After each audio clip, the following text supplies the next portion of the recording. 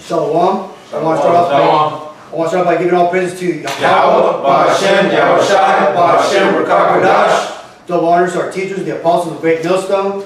Peace and mercy to the elect. And shalom to the 1/3 of Yasharallah, who today are known as the Negroes, Latinos, and Native Indians, who before losing their true heritage were known as the Israelites of the Holy Bible.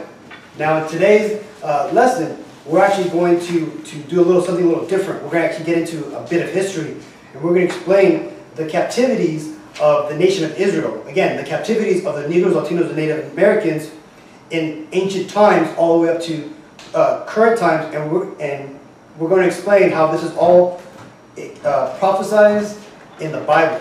So to begin with, I'm going to start off with the main prophecy that goes into the captivities and why we will go into captivities, because we did not follow the Lord's laws. Now, this was when Moses was on the scene, and we had just all come out of Egypt as slaves under slavery to the Egyptians. We basically, just like today, we're in secret slavery for the most part. We're tax slaves here in Babylon the Great, known as America in modern times. We were slaves in the old Babylon or Egypt back then. But let me get into the scriptures. This is Deuteronomy 28 and 68. And the Lord Yahweh shall bring thee into Egypt again with ships, by the way whereof I spake unto thee. Thou shalt see it no more again. And there ye shall be sold unto your enemies for bondmen and bondwomen, and no man shall buy you. And when you get into into that scripture specifically, when you look into the word Egypt, it's a representation of bondage, right? Because again, the ancient Egypt for the Israelites was a place of bondage. It was just one of our captivities. And again, when you get into the scriptures and you read the Bible for its true narrative, you find out that the Israelites, which is one of the 18 nations that exist in this world, went into some level of captivity. At first, minor captivities, and towards the end, until this day, major captivities, because of how much we went off and we didn't obey the Lord. Now, this was the curses that were going to come upon us if we, which had just come out of Egypt and were freed by the Lord, if we did not follow the Lord. This is what was going to happen to us. The Lord was going to put us back into Egypt again on ships, and He wasn't referring to that Egypt back then, because again, when you look on the map. No, I'm fed up. When you look on the map, Israel is walking distance to Egypt. And you can't really take a ship. You could, but it makes no logistical sense. They were talking about the central voyage, which eventually both tribes would get. And we'll get back into the map in a little bit. But can you go ahead and read the first scripture? Rick? Let me, before he reads this, the brother's going to go ahead and read where Achior, who was the general of the Ammonite, who we would know as the Japanese army, he's describing us Israelites to the coming destroyers of the northern kingdom, the Assyrians, and particularly the general Heliophanes. He's going to explain how us Israelites either stay undefeated, or how we become weak and easy to conquer. This is Judith chapter 5 verse 1. It says, Then was it declared to Holofernes, the chief captain of the army of the shore, that the children of Israel had prepared war, and had shut up the passages of the hill country, and had fortified all the tops of the high hills, and had laid impediments in the champaign countries. Wherewith he was very angry, and called all the princes of Moab, and the captains of Ammon, and all the governors of the sea coast. And he said unto them, Tell me now, ye sons of Canaan, who this people is, that dwelleth in the hill country, and what are the cities that they inhabit, and what is the multitude of their army, and wherein is their power and strength, and what king is set over them, or captain of their army? And why have they determined not to come and meet me more than all the inhabitants of the west? Then said Achior, the captain of all the sons of Ammon, Let my lord now hear a word from the mouth of thy servant, and I will declare unto thee the truth concerning this people, which dwelleth near thee, and this and inhabited the hill countries, and there shall no lie come out of the mouth of thy servant. These people are descendant of the Chaldeans. Now, right there, when it says these people, talking about the Israelites, because again, these people saying that they were the descendant of the Chaldeans were the people or the elite class or the magicians of the people who dwelt inside of Assyria or Babylon at that time. Because again, they were both of those kingdoms, Assyria and Babylon, had basically come together, either through conquest or union. Now, the Lord, after not dealing with us for a while, He eventually came and He spoke to our forefather, Abram, right? Who He changed his name to Abraham, and Abraham came out of the Chaldeans. Apostle Tahar made actually all the apostles made this beautiful documentary called Urs of the Chaldees. You should look it up on YouTube right now. It's really good. I think it's like a 4-hour document. It's a really long documentary, but it goes into depth about how Abraham came out of the Chaldees and who or what the city was of the Chaldees and stuff. And then continue up. It says, "These people are descendant of the Chaldeans, and they sojourned heretofore in Mesopotamia, because they would not follow the gods of their fathers, which were in the land of Chaldea." And he's referring to those idols which the Chaldeans or the Babylonians worship, who ultimately, when you get past all the fake names and all the bullshit, the Marduk, the Baal, it goes all the way back to Nimrod. Nimrod and his wife Semiramis, who when you get into Genesis 11 and 13, it talks about how they were the first Antichrist who raised up and basically ruled all the people about 200 years after the flood. It says, "And they sojourned heretofore in Mesopotamia, because they would not follow the gods of their fathers, which were in the land of Chaldea. For they left the way of their ancestors and worshipped the power of heaven, the power whom they knew. So they cast them out from the face of their gods, and they fled into Mesopotamia, and sojourned there many days." Gone. And there you go. And that right there, for the most part, is how us Israelites, or Negroes, Latinos, and Native Indians today got established as a people. Our forefather, Abraham, was pulled out of that filth, and he was brought to the west into what we know today as the land of Israel, right? Namely, on top of the mountain where today you can see it's that Rock of the Dome, or the Dome of the Rock. That particular part of that land in Israel is where Abraham was brought to. That's also the place where they were going to sacrifice, or Abraham was going to sacrifice Isaac to. It's the place where Jacob, he had a dream on that rock. It's that same location. That rock is that Rock of the Dome. Okay? If you go ahead and get Judith 13 and 14. This is Judith. Oh wait, Lucky. Did you have any more? Oh, Papa Kashab, please read, because we need to talk about how we get destroyed. Salaki, yeah. This is verse 9. It says, "Then their power commanded them to depart from the place where they sojourned, and to go into the land of Canaan, where they dwelt, and were increased with gold and silver and with very much cattle. But when a famine covered all the land of Canaan, they went down into Egypt and sojourned there." And that right there is talking about, that right there glazed over, or glossed over, when Joshua basically took over all the land of Canaan and basically kicked out all those Hamites and made that land ours. And then also talks about the great famine that came, the 7-year famine that came, where the Lord, through His mighty power, maneuvered Joseph to become the second ruler of Egypt, and eventually usher us Israelites into Egypt and into a bit of a rest before we became into slavery, and where Genesis, for the most part, starts off, or finishes off, excuse me. Continue on. It says, "They went down into Egypt and sojourned there while they were nourished, and became there a great multitude, so that one could not number their nation. Therefore the king of Egypt rose up against them, and dealt subtly with them, and brought them low with laboring in brick, and made them slaves.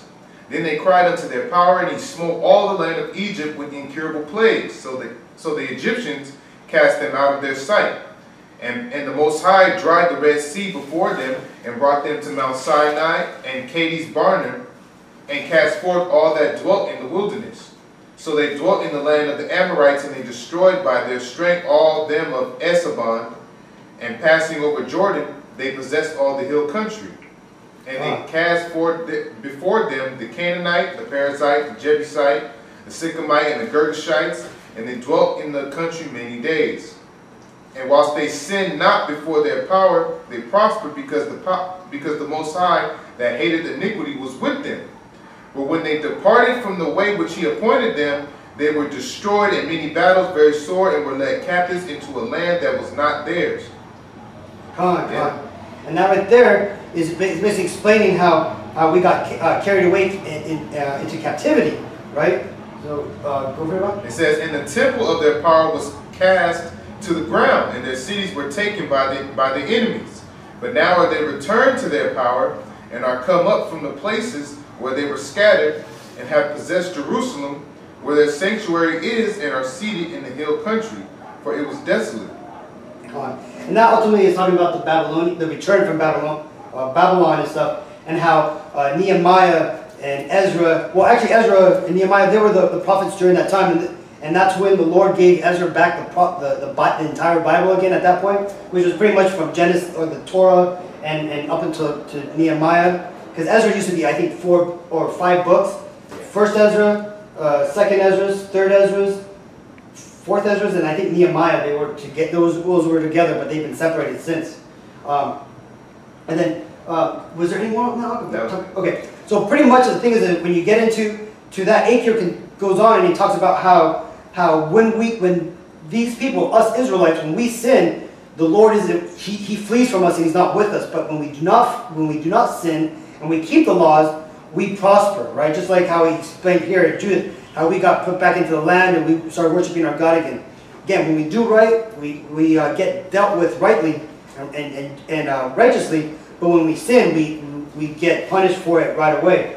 Can you go ahead and read 13 and 14 out, Judith? This is Judith 13 and 14. It says, then she said to them with a loud voice, praise Yahweh, I say, for he had not taken away his mercy from the house of Israel, but had destroyed our enemies by mine hands this night. You want to keep going? Yeah, this is going to be all the way through? Come on.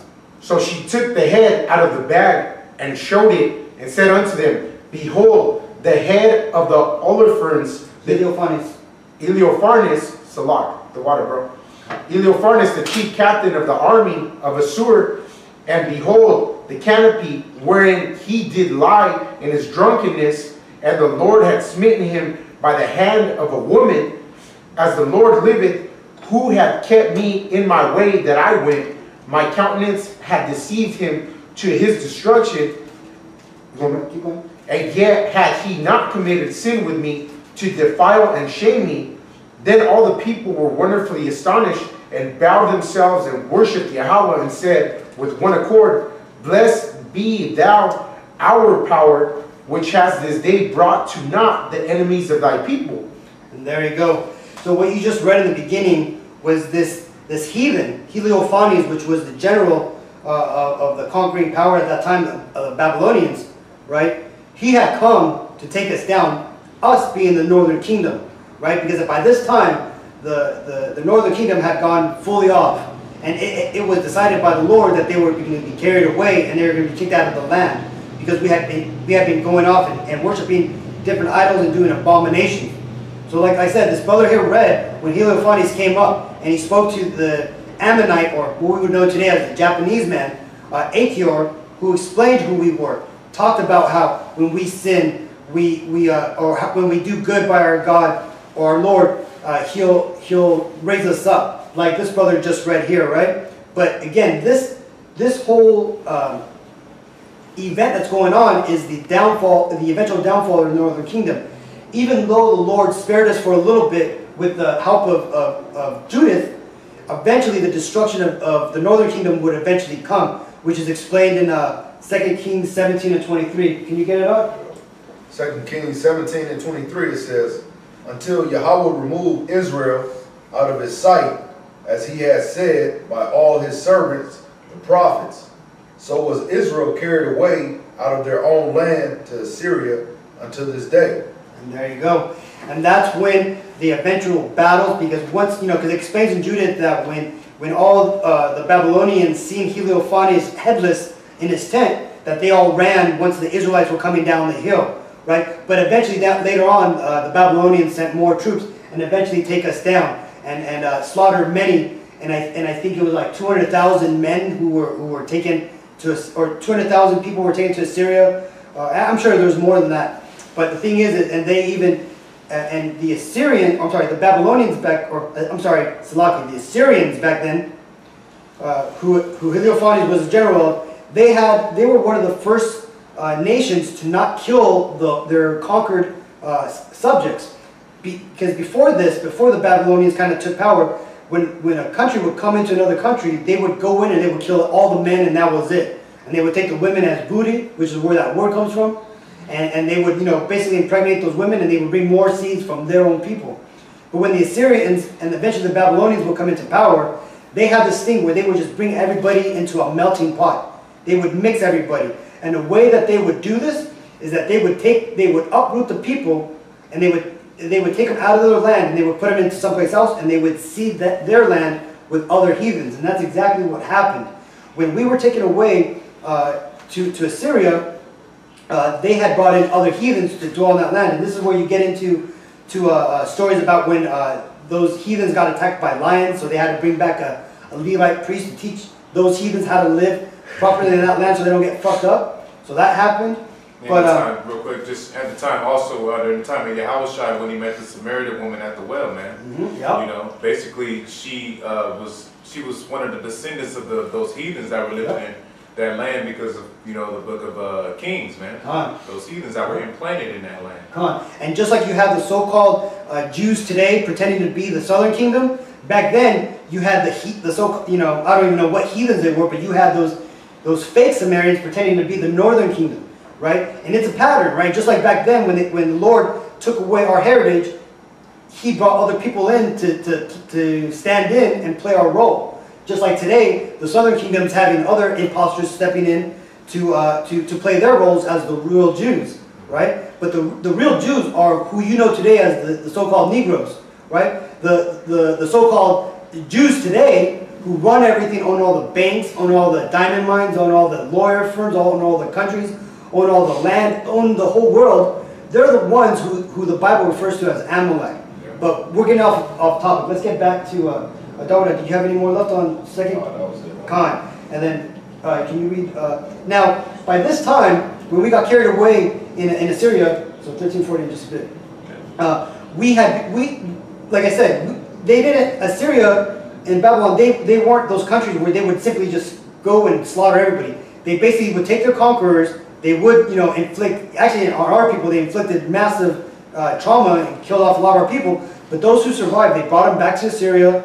It tells you that they got planted in Nineveh, and that's where you get the book of Tobit. That story kind of comes from there, because he's in that area. So he was one of the dispersed northern kingdom Israelites, and then they stayed there for about 100 years. And then comes the time of 605 BC when Assyria falls to the Babylonians. By this time, the captives of Assyria, for the most part, go free. And this is when, history tells you that the northern kingdom was, for the most part, no longer slaves. And again, if you read Book of Tobit, like I just said, you could also see this in what's depicted there. Tobit himself had made a good business for him, where he had enough money to where he could store it away in Persia, which today would be Iran. So now, by that time, we had become a bit established in Assyria, where we had the means to actually leave Assyria and go away on our own. And this scripture here explains where we went. Go ahead, Art. This is 2 Ezra 13 and 40. And those are the 10 tribes which were carried away prisoners out of their own land in the time of Assyria, the king whom Salmanassar, the king of Assyria, led away captive. And he carried them over the waters, and so they came into another land. But they took this counsel amongst themselves, that they would leave the multitude of the heathen and go forth into a further country where never mankind dwelt. Okay, please stop. Okay, so at this point, we were dwelling in Assyria, right? And we decided we wanted to leave, and we didn't want to follow the heathens. Now, at that point, this was the whole known world.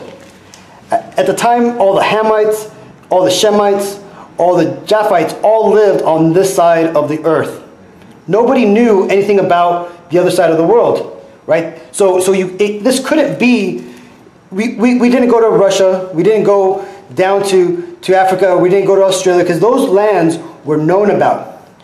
So the land that was unknown at the time was the land that was in the west, what was known as Azarath. Continue up. And this is 42. They that might there kept their statues which they never kept in their own land, and they entered into Euphrates by a narrow passage of the river. For the Most High then showed signs from heaven, and held still the flood till they were passed over. And that flood that he's referring to is when you come around this corner here, under the Horn of Africa. This area right here is all referred to as the Hurricane Alley.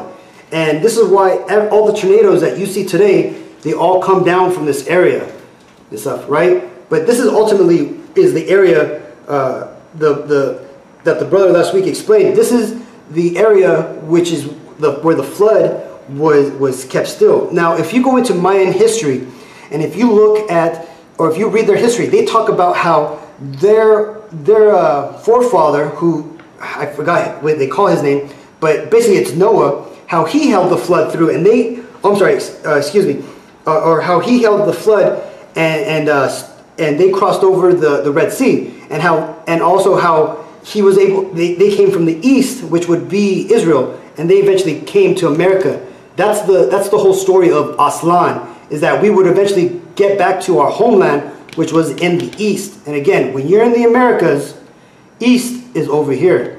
So again, that's what the whole Aslan was. Continue reading up. This is 45. For through that country there were a great way to go, namely of a year and a half, and the same region is called Ashereth.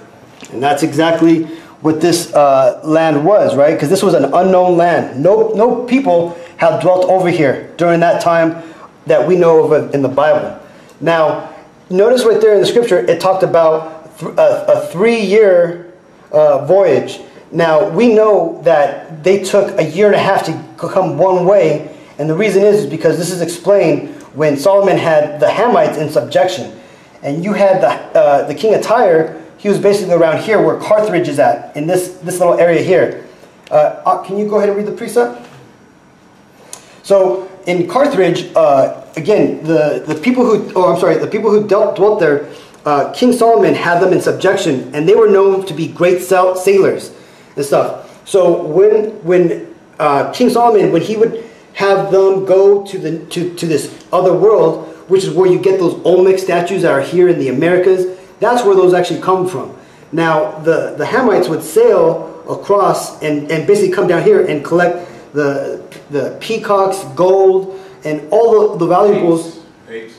Apes, monkeys, and actually really monkeys, like the brother was saying last week. So those type of things that King Solomon, who was the greatest king who ever existed on the planet, would have in his menagerie and everything, right? This is what made him so great, is that he paid those Hamites to come from their area down here. And there's also an account of the Carthaginians when they actually where one of their sailors, or one of their generals, or captains, excuse me, explained that on one of his voyages out to the west that they encountered an island with inhabitants who were happy people who had siestas in the summertime. They would go to their summer villages, and I'll make a video on that separately, but that just proves that us Northern Kingdom, we had already been over here, and even the Hamites had seen us.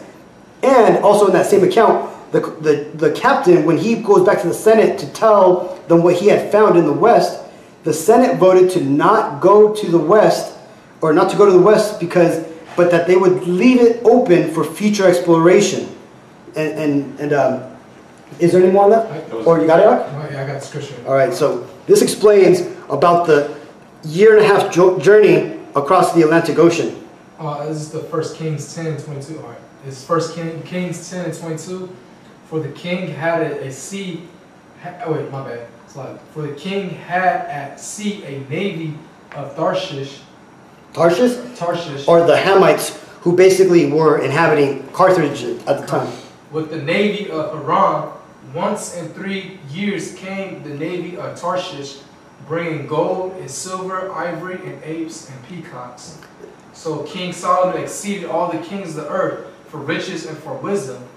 And all the earth sought to Solomon to hear his wisdom, which the Most High had put in his heart. Khan. And they brought every man his present, vessels of silver and vessels of gold and garments and armor and spices, horses and mules, a rate year by year. Khan. So right there, the point that was made in that scripture is that for the voyage from Carthage down to Asarath and then back was 3 years. And so again, that's a two-way journey. So a one-way journey was just like from around was just a year and a half. So 1 Kings 10 and 22. Okay. Can you go ahead and get a prescription? So next, after our second Ezra's, okay, that's it for you, right? Okay, con. So by that time, so by that time, so that right there just shows or breaks down about how us Northern Kingdom had come over here. Now that we had got here to the Americas, those records have been lost because when the Spaniards came over here, the Edomites, they had basically destroyed all our records, right? So I think today there's only 24 Aztec codices left, and then whatever's left from the missionaries who managed to save some of the books that went up in the great missionary fires that went on back then that destroyed all of their books and records, and then plus the secret documents which are kept in the Vatican that everybody knows exist that you'll never be able to see. Now, but one thing that we do have are the historic records that show that when the settlers came over here, or the missionaries came over here, they found us speaking Quichua, which is a broken form of Hebrew. We recited the Israelite credo, the Shemai prayer. What else did we do? Fringes, circumcisions. We were doing we were doing many of the customs which Israelites were doing. Oh, the land Sabbath. The land Sabbath. We were keeping the land Sabbath. We even had the Aztecs had the 8 commandments instead of 10 commandments. But for the most part, if you read every of the 8 commandments, they were all pretty much the same. And the other things too, you had Passover. Oh, you had the Passover. That was another thing that was another thing that we would do back then. Before the Aztecs or the Mayans would go into war, they would carry what would be considered a replica of the Ark of the Covenant, right? They carried a golden box and stuff that was decorated, right? They were doing what the Israelites were doing in the Old Torah, okay? So pretty much now you know where the Northern Kingdom at this point was established, and we stayed there for about 1,500 years before we were discovered by Christopher Colon, whose holiday was just yesterday, which was just celebrated and shit. So, but next we're going to go ahead and after the Northern Kingdom's captivity, we're now going to go ahead and jump forward about another 100. What was it? It was 597 to 586 BC. It took 3 years for the Southern Kingdom to next be expelled from Israel, and this took place. I'd say that would be that's like a little bit over 100 years that the Southern Kingdom managed to stay in the land of Israel before they eventually would also get kicked out. And again, because this is all prophesized, because both the Southern and the Northern Kingdom, we both went off, we were both wicked as heck, and the Lord eventually was going to make us fulfill that curse that was foretold in Deuteronomy 28:68. Yep. So can you get 2 Kings 25 to 21? Yep, 2 Kings 25 and 21. It says, "And the king of Babylon smote them, and slew them at Riblah in the land of Hamath. So Judah was carried away out of their land." And there you go.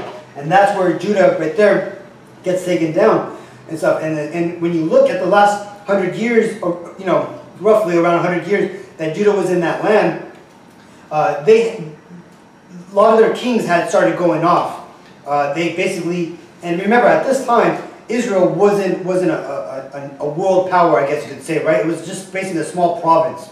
The real rulers at the time were the Babylonians and the Assyrians. They were fighting back and forth. When Israel, the Northern Kingdom, was taken down, Assyria was in power. 605 BC comes, Babylon eventually takes back power from Assyria, takes them out, and then 597 BC, and after all the political scandals of all our kings not paying it's not called ransom, so like, what is it called, the tribute? Tribute. Not paying the tribute to the Babylonians because they believe that now that the Assyrians are out, that they don't have to pay the Babylonians. See, the northern kingdom had hooked up with Egypt to try to rebel against Assyria, and that's why they got taken down. The southern kingdom also did the same thing, and they joined up and they rebelled against the Babylonians because they were backing up the Egyptians at that too. And that's when the kings eventually just took them out. Now, when you look at the king of Babylon that eventually took out the Egyptian, or the southern kingdom, this was King Nebuchadnezzar, who, let's see, so King Nebuchadnezzar, who lived during 634 BC to 562 BC. He's eventually the one who came in and took the southern kingdom into Babylon. And when they took him into Babylon, they burnt the Bible. We had no more records of the law, and we had basically dwelt there for what was it, 70 years, right?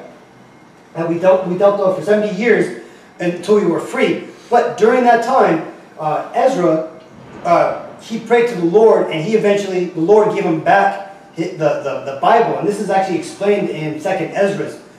It's a beautiful story explaining how we got the Bible back. And this is why when you read Genesis refers to Moses in the third person. Moses doesn't say, I did this and I did that. It says Moses did this and Moses did that. And that's because Ezra was the one who was writing the Bible again, from Genesis again to I think the last book of Nehemiah. Is there any more on that? No, that was it. All right, can you get the next scripture? This is First Ezra 1:1. This is First Ezra 1:1. And Hosea held the feast of the Passover in Jerusalem unto his Lord, and offered the Passover the 14th day of the first month. Keep going. Keep going, yeah. It says, having set the priests according to their daily courses, being arrayed in long garments in the temple of the Lord. And he spake unto the Levites, the holy ministries of Israel, that they should hallow themselves unto the Lord, to set the holy ark of the Lord in the house that King Solomon, the son of David, had built. And said, ye shall no more bear the ark upon your shoulders. Now therefore serve the Lord your power, and minister unto this people Israel, and prepare you after your families and kindreds. Keep going? Yeah, keep going. One more scripture, I think. According as David the king of Israel prescribed, and according to the magnificence of Solomon his son, and standing in the temple according to the several dignity of the families of you, the Levites, who minister in the presence of your brethren, the children of Israel. Come on. So for the most part, Cyrus, who was who eventually would take over the Babylonians, because what eventually happens is that the Babylonians get taken down, not by a big war, but by an internal decay of the corrupt politicians, and also the Chaldeans, who were for the most part the Assyrians, who wanted to see the Babylonian Empire be taken down. So eventually, Cyrus, the Persian, he eventually, through a coup, took over Babylon and basically took over. And this happened in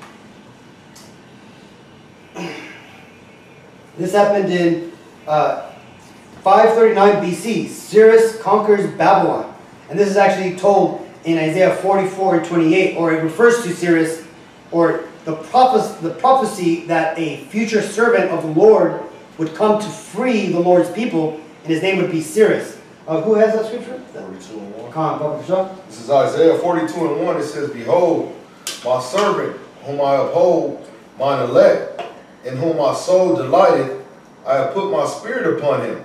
He shall bring forth judgment to the Gentiles. Keep going. Keep going, come on. It says, he shall not cry, nor lift up, nor cause his voice to be heard in the street. A bruised reed shall he not break, and the smoking flax shall he not quench. He shall bring forth judgment unto truth. Is this 44 and 28? This is 42. That's Oh, Isaiah Baba Kashad. Yeah, it's 44 and 28. Baba 42. Kashad. 44. Because what happens is, it talks about how the Lord, He is going to put us into captivity, but eventually He's going to free us through His servant Cyrus. Baba Kashad. Isaiah 44 and 28. 44 and 28. That saith of Cyrus, he is my shepherd, and shall perform all my pleasure, even saying to Jerusalem, thou shalt be built, and to the temple, thy foundation shall be laid. Perfect. Can you also skip to 45 and 1? So right there, the Lord is prophesying that eventually there is going to be a man who stands up, named Cyrus, his shepherd, right? And this was during the time of Isaiah, about 200 years before, or 200-300 years before Cyrus the second actually came and actually did that. Now, if you go into the Persian history, Cyrus II wasn't the first, obviously, right? There was more Cyrus before him, and it was a very popular name because it was kind of like a known prophecy for about 200 years that somebody of great stature called Cyrus would come and do the Lord's will and would do favor to the children of Israel. Isaiah 45 and 1, it says, thus said Yahweh to his anointed, to Cyrus, whose right hand I have holden to subdue nations before him. And I will loose the loins of kings to open before him the two-leaved gates, and gates shall not be shut. And there you go. And just like I said, the Persians didn't take Babylon over by massive war and conquest. They did it through sly hands. The story goes that the gates were left open for the Persians to come in and take over. This is where you get the story of the writings on the wall when you had Belshazzar having the party and actually using the Lord's sacred items for the party. You know, see, that's how the Lord works, right? Now, show if you could, let's see, Greece. So let's see, 42. So for the most part, by that time, the Lord had put Cyrus the Great, who he's referred to in Iran, He put him in power. And just like how He put this devil, Esau, who are today known as the so-called white people, or we would know them as the Caucasian race today, He put them in power. He had put Cyrus in power back then. And just like how He used them back then, He's going to use them again at the end of our age, when World War III comes upon us, because Iran's going to be one of the major players who's going to come up against America to destroy it.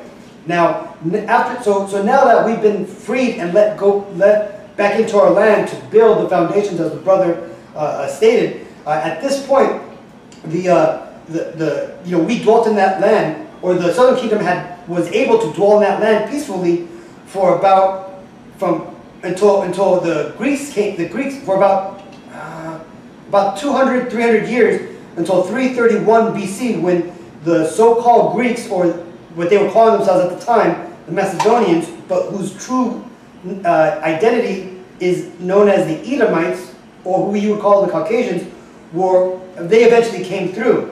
And they came through, like I said again, in 331 BC, and this is a very pivotal part of the Bible. And the reason is because this is actually recorded in what's known today as the Apocrypha, which is the 14 books which were removed from the original 1611 Bible, right? And the reason why it was removed is because it actually tied the history that we have just been going over to the actual scriptures of the Bible. And this is how the devil accomplished turning a historic document into what he would refer to as a book of fairy tales. By severing this link from ancient history to modern history, he's able to say that these old stories have no bearing to true facts. But as we just went through, Cyrus existed, Nebuchadnezzar II existed, and all these people existed, right? And what we're going to get into right now in Maccabees 1:1 is we're going to talk about how the Greeks, who were the Edomites at the time, they eventually came in and they started taking over, just as the Babylonians had taken over so long ago. Can you go and read it off? You want the Daniels verse? Oh, please. That's right. This is Daniel's 11:1. It says, also I, in the first year of Darius the Mede, even I stood to confirm and to strengthen him. And now will I show thee the truth. Behold, there shall stand up yet 3 kings in Persia, and the fourth shall be far richer than they all. And by his strength through his riches he shall stir up all against the realm of Grecia. And a mighty king shall stand up, that shall rule with great dominion, and do according to his will. And there you go. So see, here's another person that the Lord is using to fulfill his will. And this person here in particular was an Edomite. This is where the prophecies and the blessings of Esau would actually start coming into play. Because, again, everything that is written in the Bible that has been requested by a saint, be it King David, all the way back to Abraham, all those things that they requested have to be played out. So when Israel blessed Esau, his son, and said that he would live on the fatness of the earth and that he would have dominion of the earth until the end of the time, until the end of the world, this is the beginning of it, where he basically put it into the spirit of Alexander the Great's father, Philip, the Macedonian, to start bringing together all those freaking sheep herders of that land to bring them, to bind them together, to take over the neighboring tribes and eventually take over the Macedonian name, and then eventually go down into Greece, which the brother's going to go ahead and continue. That's the Lord putting the spirit on the Edomites to come up and be raised into power. And this, again, this is where the Caucasians that we know of today started their reign of power on the earth. And this is why when you go into high school, this is as far back as they'll teach you, because they are not going to teach you other people's history. Actually, let me get this in Maccabees. First Maccabees chapter 1, starting at 1. It says, and it happened after that Alexander, son of Philip the Macedonian, who came out of the land of Chittim, and had smitten Darius, king of the Persians and Medes, that he reigned in his stead the first over Greece, and made many wars, and won many strongholds, and slew the kings of the earth, and went through to the ends of the earth, and took spoils of many nations, insomuch that the earth was quiet before him, whereupon he was exalted, and his heart was lifted up. And he gathered a mighty strong host, and ruled over countries, and nations, and kings, who became tributaries unto him. And after these things he fell sick, and perceived that he should die. Wherefore he called his servants, such as were honorable, and had been brought up with him from his youth, and parted his kingdom among them while he was yet alive. And this right here refers to when Alexander, he had lived, and he had died at a very young age. When you get into into his 4 generals, you see that Alexander died in 323 BC, and his 4 generals that eventually would take over would be Cassander, who took over Macedonia at the time, and then he lived from 350 BC to 297 BC. Next, you would have Lysimachus, who lived from 361 BC to 281 BC. Lysimachus eventually took what you would know as, I believe, Lysimachus took Rome, right? Or like, I'm sorry, he took Greece, what you would know today as Greece or West Turkey today. Then you had Ptolemy. Ptolemy was probably one of the most famous of the 4. He took over Egypt, and at this point, it's because of him that the so-called Caucasians today say that they are the Egyptians. But again, by this time when Ptolemy took over, and to the end of his lineage, Cleopatra, they were all Edomites. Next, you had Seleucid, who also was he took over Persia or the East. Now, Seleucus was the king of the south. No, Ptolemy was. Salaki. Oh yeah, that's right. Egypt in the south. Yeah, so Ptolemy was the king of the south, referred to in the Bible, and Seleucus is the king of the north. These two would eventually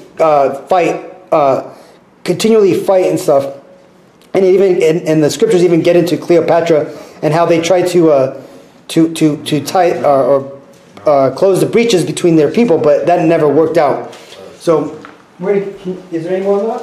Yeah, it says, wherefore he called his servants such as were honorable and had been brought up with him from his youth, and parted his kingdom among them while he was yet alive. So Alexander reigned 12 years and then died, and his servants bare rule every one in his place. And after his death they all put crowns upon themselves, so did their sons after them many years, and evils were multiplied in the earth. Exactly. Must be that? Well, yeah, that's just talking about when the Greeks or the so-called white man, all right, like the scriptures talk about how he's the wicked. When he came into power, like the brother explained first, that's when evils began to multiply upon the face of the earth, man. That's when he started to make Jake, when he put us, I'm pretty sure the brother's going to go into how he's going to have, started with Antiochus, had our people in captivity, had them, he took over all of our holy temples and all of that, had us sacrificing swine's meat upon the altar, and doing all manner of wickedness, man. You know, so, yeah. Can I say something? He's basically the one who gave a license to be wicked, you know? He's the one, he gave everybody permission, you know, just to do everything contrary against the scripts, you know? And again, and if you haven't read it, really Second Maccabees is where the meat of the battling and the craziness that happened to our people when the Greeks came in, right? Because until that time, the southern kingdom had dwelt safely for the most part in Israel, simply just paying tributes to the king of Persia. But again, when the Greeks came in, I think it was about a year that after they came through, they conquered. They didn't really destroy Israel, but the Edomites, they eventually, you know, they kept going east. But about a year later, you had their people come through, and you could read about the tales of the crazy things that they did, from take all our money in our banks to kill our people, to there's a crazy story about how this woman, her 7 children were killed because they wouldn't eat pork, right? And it just shows you the devil that was in these Edomites when they came into power. Yep, they were making our, if we were found circumcising our children and all that, a lot of them, would be put to death. You know? Hang them. Yeah, I got my scripture on there. You got it? This is 1 Maccabees 1:60. It says, at which time, according to the commandment, they put to death certain women that had caused their children to be circumcised. So see, at this point is is the beginning where the southern kingdom is starting to lose their heritage, right? It eventually would be a long process. Eventually wouldn't be fulfilled until about the 1600s. But at this point is where Israel, who was the southern kingdom, who was in Israel, no longer had real control, and they were being taken away from their power. This is where Yahweh was removing their heritage. Is there any more on that? Or? Yeah, there's actually a little more. And they hanged the infants about their necks and rifled their houses and slew them that had circumcised them. So as you see, right, they rifled their houses, right? So just like back then, where they destroyed the southern kingdom, they eventually would do the exact same thing to the northern kingdom over here in the Americas when the Spaniards would come through. Now, at this point, I'm not going to get too much into this because again, we could go on forever on this topic. But I'm going to move forward to the Roman captivity. See, because what a lot of people don't realize, and this is made vague on purpose because you're not supposed to know this. This is the hidden history that they don't want you to know about in school, and they only get to this in college level or university level history. But by the time that Alexander the Great and all his generals were doing all their mischiefs in Greece, and they were conquering in that area, you had a group of Edomites who also had set up in the land of what we know today as Rome.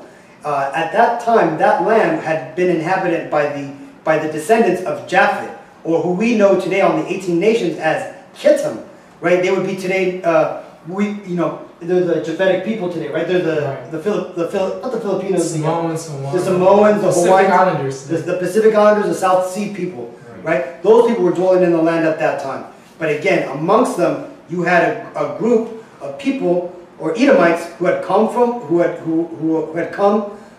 the east, who dwelt in a city called Latinum, which is basically right in modern day Rome, right? And that's where, if you get into the Roman history or the ancient history, you see that Latinum and their king eventually started Rome, right? Now, eventually, because the Edomites that were in Rome were the cousins of the Edomites that were in Greece and who were in full power, you eventually would, after the Greeks have taken over all that land, eventually the power structure moved to Rome. And this is where you fast forward and you get into the gospel, where you have Yahweh Shai when he comes onto the scene, and all the apostles, they're living in Israel under the control of the now Romans, who truly were the Edomites, right?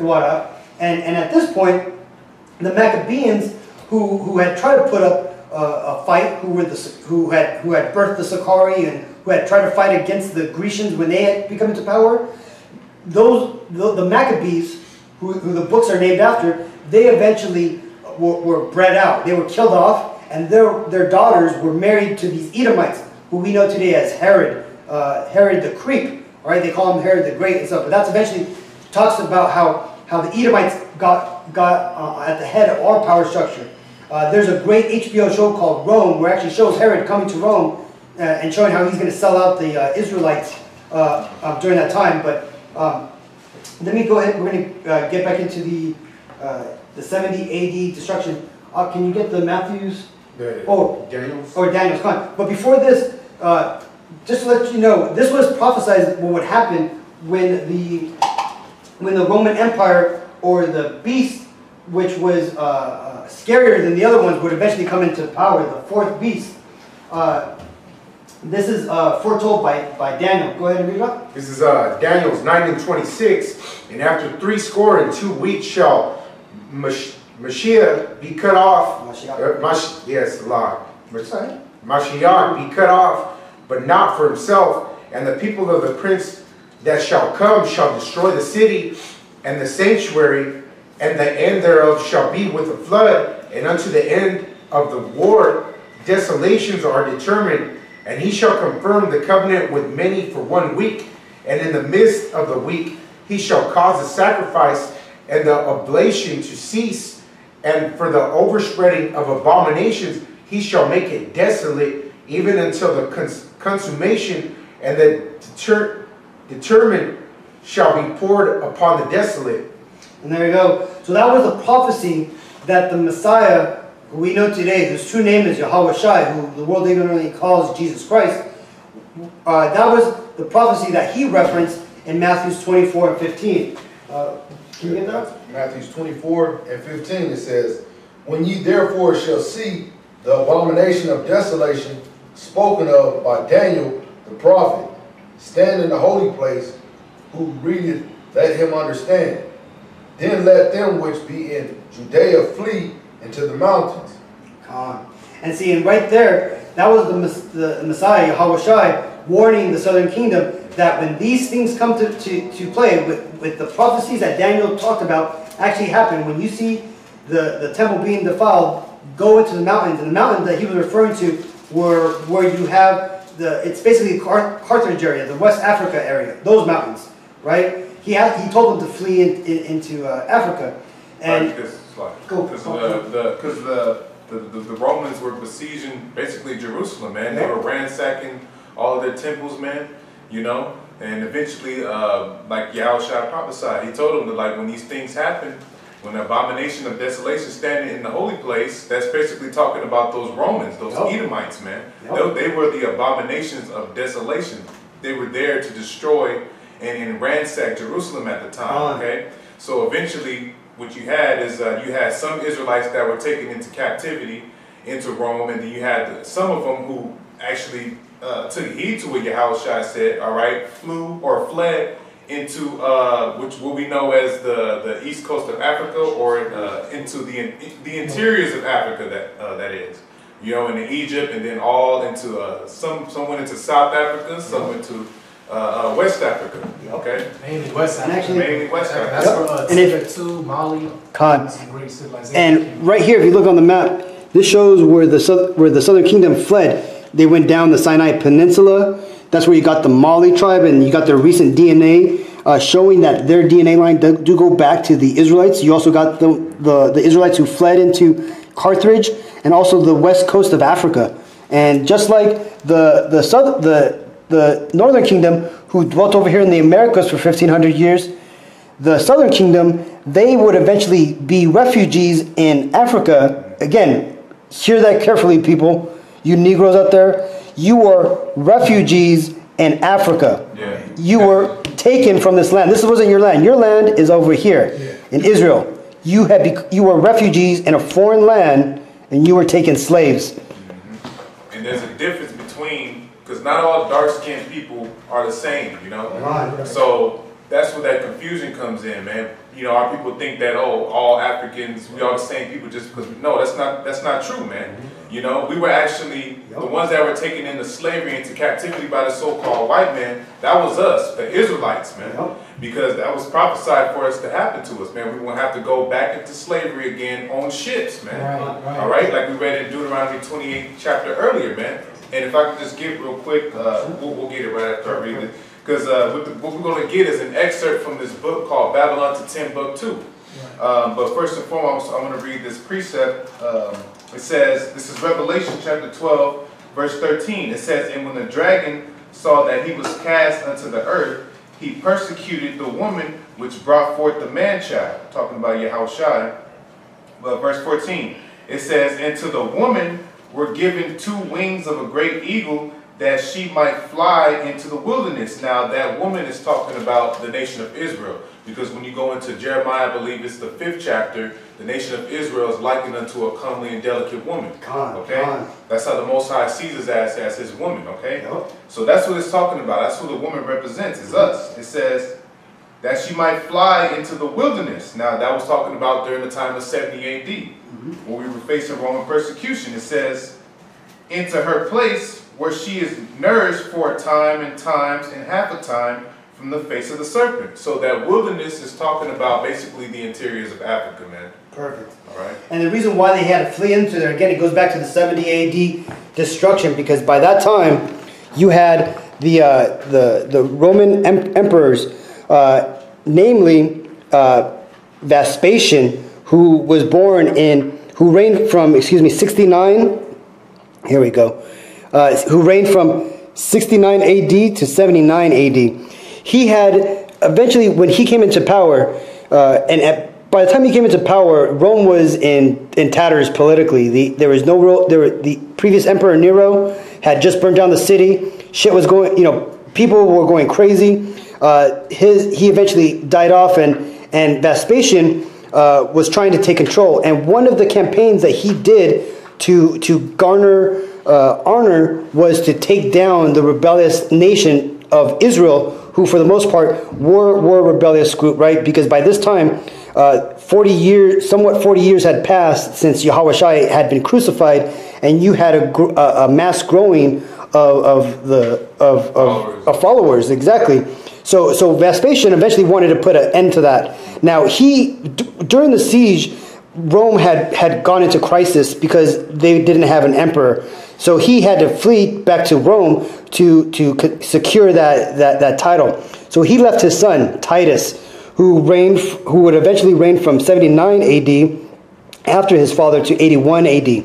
Now, he eventually takes down the southern kingdom, and this is when they fled to Africa, and this is where it's recorded in Timbuktu. Now, he eventually would conquer them, and he would make monuments to the conquering. But let me let the brother read the historic account of this. Right, so this is the book From Babylon to Timbuktu by Rudolph R. Windsor.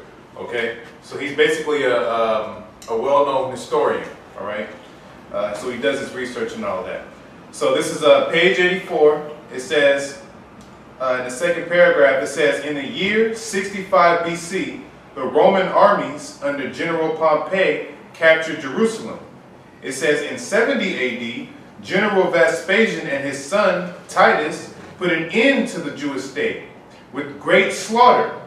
It says during the period of the military governors of Palestine, many outrages and atrocities were committed against the residue of the people.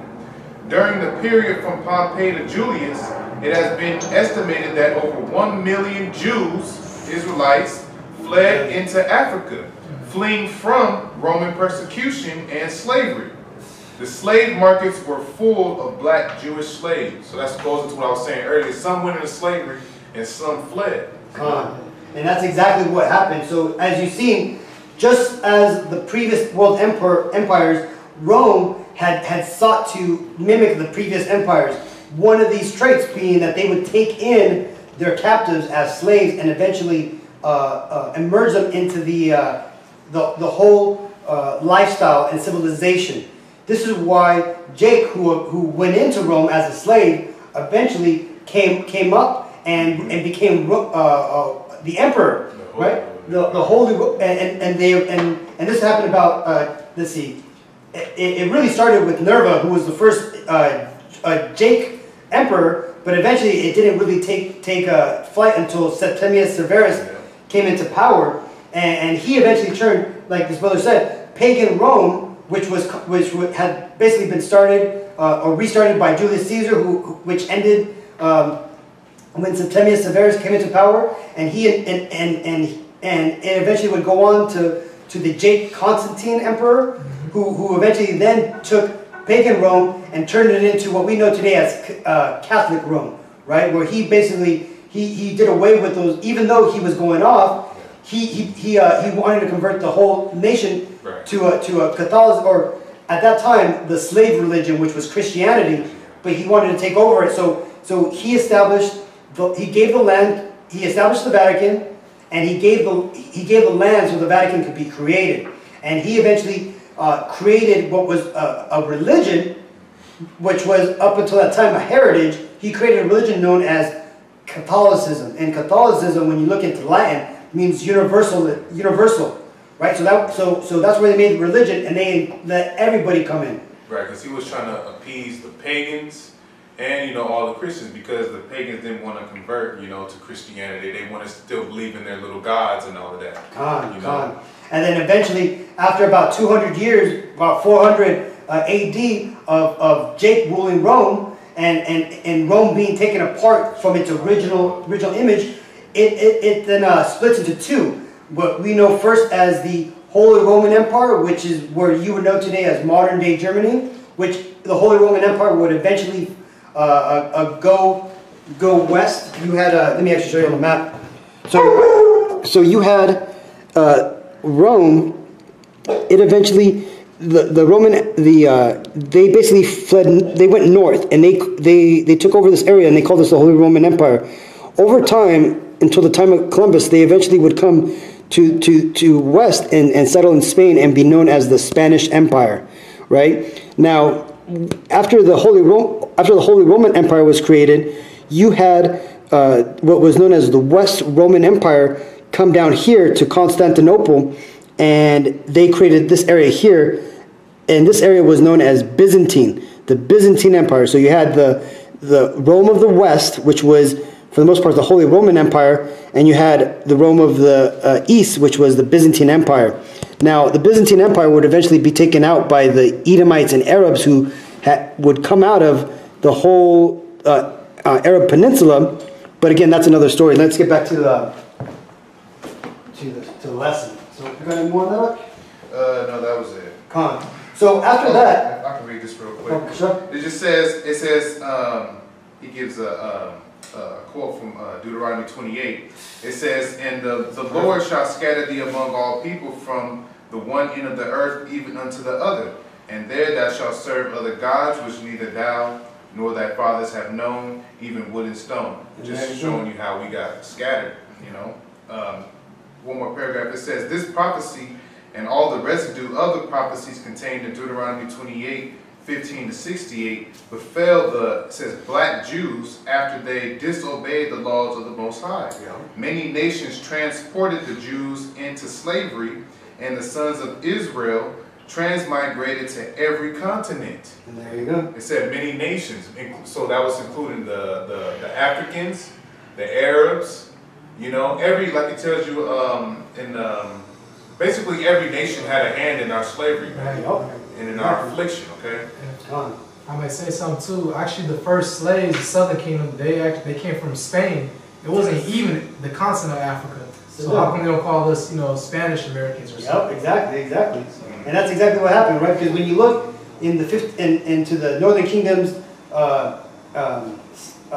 captivity after Columbus came, a lot of the major port where they were taken back to Europe to was in Seville, Spain. That's why right there you have a lot more of the religious Spaniards that are in the northern the southern end of Spain in Seville. That's where you have the Sagrada, the family, that big Catholic. Most of the religious people in Spain are in the southern kingdom, or the southern side of Spain, excuse me, by Seville, because a lot of the northern kingdom and also the southern kingdom went there and stuff. Right. So now at this point in history, we've just shown how the the southern kingdom had managed to stay in the land for a little bit, but eventually they got taken over by the Greeks, and they eventually would be then later on just handed over to the Romans, and they eventually would be chased out of the land by the Romans into Africa. And at that point, just like the northern kingdom dwelt in the Americas for 1,500 years, the southern kingdom would dwell in Africa for 1,500 years. Now, in that time, there was a lot of crazy things going on in Rome. One of the things, namely, was that the Vatican was going under what you would call a hostile takeover. In the 1400s, you had the Borgia family come into power. And along with the Borgia family coming into power, you had vast amounts of corruption coming into play. And when the Borgia family got into the Vatican, they started issuing edicts, which the Vatican would call papal bulls. And one of the papal bulls that would eventually, which again it was divinely inspired, everything is right, that would eventually begin the slave trades of both the northern and the southern kingdom. It was created in 1455 A.D. and it was called the Let me get it real quick, Slaki.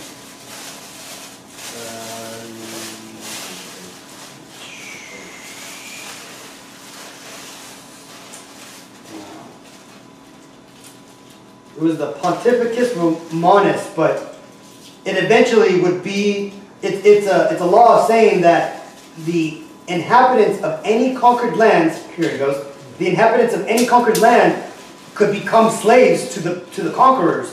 And I'm going to read who actually created it and when it was done. But again, this was done by the Vatican ultimately, and it was called, the papal bull was called Romanus Pontificus. And this was created in 1455 AD by Pope Nicholas V, who wrote the papal bull in which he gave power to enslave inhabitants of new lands and those sold from Africa. So this was 1455. So about 100 years later, about 50 years later, you eventually would have Christopher Columbus, who came in 1492 to America. He in the 1500s, after Columbus had come, until about the 1650s, you had the Northern Kingdom who had been living there, amongst their own wits. By this time, they had lost their way. They had been sacrificing to demons and everything. They had lost their ways from their original purpose of coming to this new land, and the Lord eventually would take them into slavery. And it tells you here, it says the Native Americans and Latinos faced harsh slavery under the Europeans, Spanish, Portugal, Dutch, etc. Let me get the precept. Come on. This is Deuteronomy 28:48. It says, "Therefore shalt thou serve thine enemies which Yahweh shall send against thee, in hunger and in thirst and nakedness and in want of all things, and he shall put a yoke of iron upon thy neck until he have destroyed thee. Yahweh shall bring a nation against thee from far, from the end of the earth, as swift as the eagle flieth. A nation whose tongue thou shalt not understand. A nation of fierce countenance, which shall not regard the person of old, nor show favor to the young." And there you go. And so, just like the brother says, man, these people were fierce countenance because secular history records that 42 million indigenous Indians were killed during the slavery, and only 8 million Indians were left afterwards. That's 80% of our people were destroyed, right? That was a true Holocaust right there. Right? 78 million. Yeah. Said 42 million killed, right? So and that's trippy when you think about it, right? Because the Northern Kingdom, who was over here on the Western Hemisphere, the Edomites came from the Eastern Hemisphere, from the other side of the earth. Now, the Southern Kingdom, they were dwelling in the Eastern Hemisphere. Where did their captives come from? The Western Hemisphere, the other side of the earth. And this right here shows how the prophecies, which, again, I'm going to read in Deuteronomy, actually, you got it up? 28:68. Which is the original curse that Moses laid upon us if we did not follow the commandments of the Lord that he would put onto us. This is Deuteronomy 28:68. And the Lord shall bring thee into Egypt again with ships by the way whereof I spake unto thee. Thou shalt see it no more again. And there ye shall be sold unto your enemies for bondmen and bondwomen, and no man shall buy you. And there you go. And that's exactly, when you look at that word, buying them, nobody's going to, that basically, that word right there means redeem. Nobody's going to free us or redeem us. And, come on, exactly. And just like back in Egypt, today, we are all bondmen here, right? Regardless if we have jobs, regardless if we are entrepreneurs, we all have Social Security numbers along with everybody watching this video, more than likely, right? If you have a Social Security number, you are a bondman. You are indentured servitude to the United States of America government, right? You are a product that they are using to lend or borrow money against. And all that money that they borrowed against you, you now, along with all of us, are now on the hook for, which is why we have to pay income tax to the Crown of England, right? Because that's ultimately where the money goes to. Because why? Because that's where some of the kings of Edom live and stuff. That's where they reign from. Now, besides that curse, this eventually would fulfill another prophecy, right? Which would eventually lead to the great falling away, which Yahweh Shai brought up. Can you go and get Jeremiah 17:4? Or I'll say something about Christopher Columbus. See, a lot of people, they think that he settled in North America, like actual America, but he only stopped at the islands of Puerto Rico, which is the Ephraimites today, which were known as the Tainos, the Arawaks, and that's the head tribe of the Northern Kingdom. So spiritually, the first tribe he conquered over was the head tribe of the Northern Kingdom, which is Ephraim. Khan. Can you get that up? It's lucky. Oh, sorry. Go ahead. Okay. This is Jeremiah 17:4. And thou even thyself shall discontinue from thine heritage that I gave thee, and I will cause thee to serve thine enemies in the land which thou knowest not. For ye have kindled a fire in mine anger, which shall burn forever. Khan. Yeah, This and was for a long time. Ain't gonna be forever, ain't it? But yeah. Hey, it's like. I was just gonna say, and that lines up with 2 Thessalonians, the second chapter, where it talks about we had to go through that falling away first, man. We had to fall as a nation, man. We had to completely discontinue, like the scripture said, from our heritage, man. And that's exactly, and what we're reading, the historic events, are all the secular mechanism which the Lord used so we would fall away from that heritage, right? The reason why He caused all those fires of the Aztec codices, the destroying of the Northern Kingdom's records, so that way we couldn't have our heritage traced back until down the road when the internet would be created, or as the Bible refers to as the unicorn, would be created, and all these puzzle pieces, which were far and few between, would eventually be able to be put together, and our teachers would eventually be able to find this truth and bring it out to us, so that way they could revive the prophets and bring them back to their true knowledge, which we once knew. Go for it. It's Hosea, actually going with what you just said. Yeah. Hosea 1:10, it says, Yet the number of the children of Israel shall be as the sand of the sea, which cannot be measured nor numbered. And it shall come to pass that in the place where it was said unto them, Ye are not my people, that falling away, there it shall be said unto them, there in that same land in America, mainly, it says, there, And it shall come to pass that in the place where it was said unto them, ye are not my people, there it shall be said unto them, ye are the sons of the living power. So that goes into what the brother just said about us waking back up, man.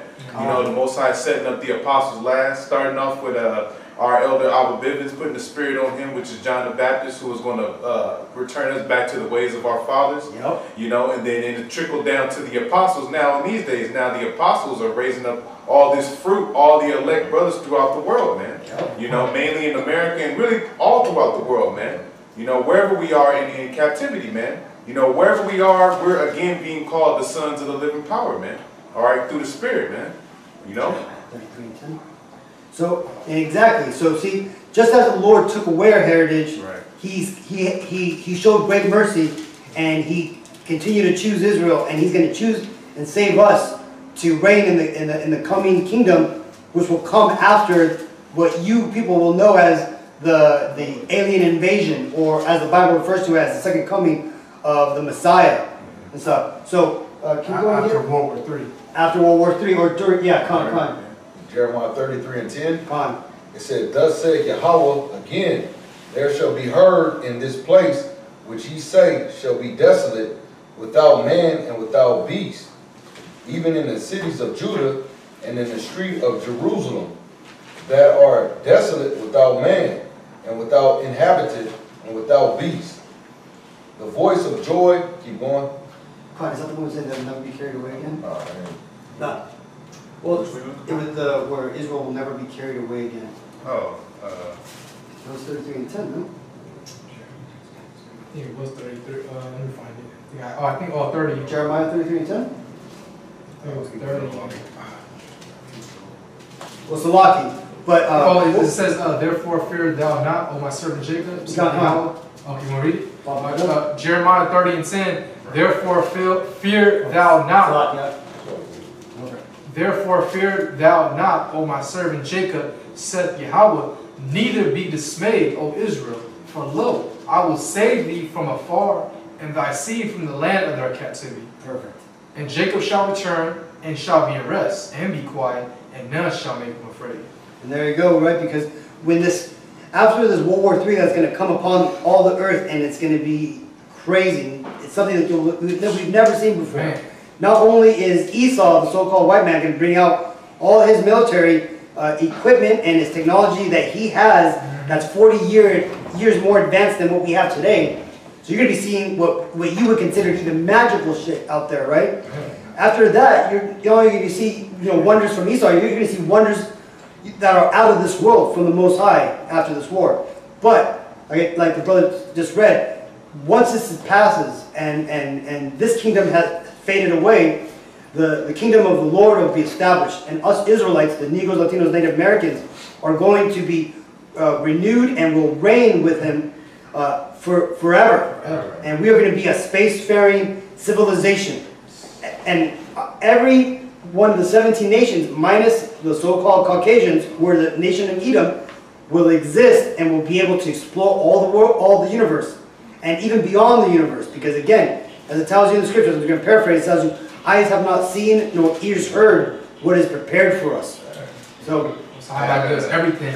come on. I had a precept. Find that precept and speak. Do you have precept? I have a precept real quick. Oh, precept? All right, this is Jeremiah 31 and 1. At the same time, saith Yahweh, will I be the power of all the families of Israel, and they shall be my people. Thus saith Yahweh, the people which were left of the sword found grace in the wilderness, even Israel, when I went to cause them to rest. This is the last one. The Lord Yahweh hath appeared of old unto me, saying, Yea, I have loved thee with an everlasting love, therefore with loving kindness have I drawn thee. Speak on it up. So basically, yeah, man, Mosai, he's angry at us right now as a people, but hey, man, at the end, Mosai, because we like his woman, the Israel nation, we is everything. So right now he's angry, but after that, he's not going to be angry forever. And then, we're going to be in the good graces of the Most High, because we're never going to go off. We're going to be righteous. And the Most High is just going to spoil us to death, man. We're going to just get everything. We're going to be a righteous people, and we're going to just be ruling, man. Exactly. This is Lamentation 4:21. It says, Rejoice and be glad, O daughter of Edom, that dwellest in the land of Uz. The cup also shall pass through unto thee. Thou shalt be drunken, and shalt make thyself naked. The punishment of thine iniquity is accomplished, O daughter of Zion. He will no more carry thee away into captivity. He will visit thine iniquity, O daughter of Edom. He will discover thy sins. Perfect. Did you read that? Like that? Can you read that part where it says? So when you look at the land of Ur, that's Iraq. So when did the so-called Caucasian or the white man get into all this trouble? When he went into Iraq. So the Lord right now is referring to Edom in the last time. Can you read that part again? It says, rejoice and be glad, O daughter of Edom, that dwellest in the land of Uz. So there you go. The land of Uz was actually a city in the land of Edom. You know, he was just referring to. My bad. I thought that was Ur. Yeah. Basically, it's referring to a kind of America because that's where Edom is dwelling. You know, it's kind of making the correlation. You know what I'm saying? And just to say, hey, just to know that we getting closer with these prophecies. The last one is fucking with Iran, and you see us going these tensions going back with Iran. And that's why Trump is who he is. So it started off with Iraq. You're right, brother, with all the resources they had, but really it was really to get to Iran. Govern everybody. They had a whole plan laid out. Yep. And I got one more, and then we're gonna go to that Daniel. Go for it. You know, this is Nahum 1:9. It says, "What do ye imagine against Yahweh? He will make an utter end. Affliction shall not rise up the second time." So pretty much what this scripture is saying is we're never going to go into captivity ever again, man. We're not going into captivity under the Edomites, the Ishmaelites, none of that. You know, so like we're going to bring out the scripture in Daniel 4, because our kingdom is going to be an everlasting kingdom, man. Because the reason why, like we were explaining, the reason why we went into those captivities was because of our iniquities, man. But when we get to the kingdom, the Most High is going to make us perfect, man. He's going to give us those new bodies, so we're not going to sin anymore. So if we have no sin, we're not going to die. We're not going to commit it, you know. So pretty much we're going to be in the Most High's favor forever and ever, man. This is Daniel 7:14. And there was given him dominion and glory and a kingdom, that all people, nations, and languages should serve him. His dominion and an everlasting dominion which shall not pass away, and his kingdom that which shall not be destroyed. Skipping to 27. And the kingdom and the dominion and the greatness of the kingdom under the whole heaven shall be given to the... Alright, this is Daniel's 7:14. And there was given him dominion and glory and a kingdom, that all peoples, nations, and languages should serve him. His dominion is an everlasting dominion, which shall not pass away, and his kingdom, that which shall not be destroyed. Yep, so all those nations, all right, all of the people in the nations shall serve him. It's talking about serving us, the Israelites, Yahushai and the elect that's joint heirs with them, man. You know, all these other nations put us under captivity. But the time is coming when we get our kingdom, we're going to put them back into captivity, man. Like the scripture tell you in Jeremiah, that all that devour thee shall be devoured. All that spoil thee shall be a spoil, man. You know, and all thine adversaries, every last one of them is going to go into captivity, man. Right. Go ahead. Skipping to verse 27. And the kingdom and the dominion and the greatness of the kingdom under the whole heaven shall be given to the people of the saints of the Most High. Yep, and this hasn't happened yet, man. America is not the kingdom of heaven, man. All right? This hasn't happened yet, man, because the Israelites need to be put back in power, man. We need to be taken back to our land by our power Yahweh, by Hashem Yahushai. Go ahead. Whose kingdom is an everlasting kingdom, and all dominion shall serve and obey him. Yep, so the Most High raised up all these kingdoms of these heathens like we went into, but he brought them all down. He brought them all down, man. Because at the end of it all, his people were supposed to be ruling on the planet Earth, man. He made us kings and priests, man. But we went off, so the Most High put us in captivity. But now we're coming into the time, we're waking up, we're getting our heritage back. The Most High is going to save us through Yahushai. We're going to get the kingdom. And our kingdom is going to be an everlasting kingdom, like I said, because we're going to be perfect, man. We're not going to be in iniquity anymore, man. All right? And that's it. So, and so with all that, do any of you brothers have any? I had a scripture that we're talking about where they go for it. Most High is going to put it in our inward parts. Go. It says, but this is Jeremiah 31 and 33. But this shall be the covenant that I will make with the house of Israel after those days, said the Lord. I will put my law in their inward parts and write it in their hearts, and will be their power, and they shall be my people. And they shall teach no more every man his neighbor and every man his brother, saying, Know the Lord, for they shall all know me, from the least of them unto the greatest of them, said the Lord. For I will forgive their iniquity, and I will remember their sin no more. Amen. And there you go. See, so that right there is the coming kingdom. That's what we have to look forward to, people. So hopefully this video was edifying, and hopefully this delving into history, going into the captivity of both tribes, and tying it into history. Hopefully this was edifying and will help clarify the spider web of history, which you are not purposely taught in school. Right. So to end this off, I want to go ahead and give all praises to Yahweh, Ba'ashem, Yahushai, Ba'ashem, Rakakadash. Double honors to our teachers, the apostles of Great Millstone, who has taught us all these truths and facts and have opened our eyes according to the prophecies of the Bible. And shalom to the 1/3 of Yasharallah, and peace and mercy to the elect. Shalom. Shalom.